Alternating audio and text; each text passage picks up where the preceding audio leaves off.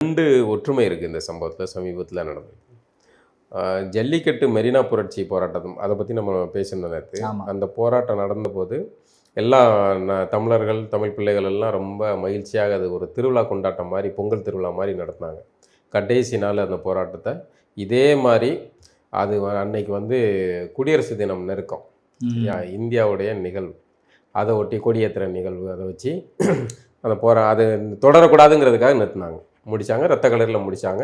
மெரினாவில் இனிமேல் நீங்கள் ஒரு பயலும் ஒன்று சேரக்கூடாது.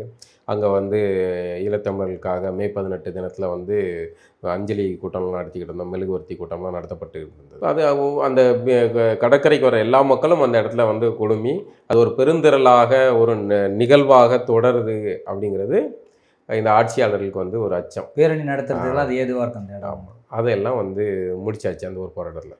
இப்போவும் இந்த தூய்மை பணியாளர் போராட்டமும் 2 நாளில் நம்ம சுதந்திர தினம் வருது. ஸோ அதுக்கு வந்து கொடியேற்றுறதுக்கு இடைஞ்சலாக மெயின் சாலை அது, அந்த சாலையில் அவர்கள் வந்து இருக்கிறதுங்கிறது ஆபத்து.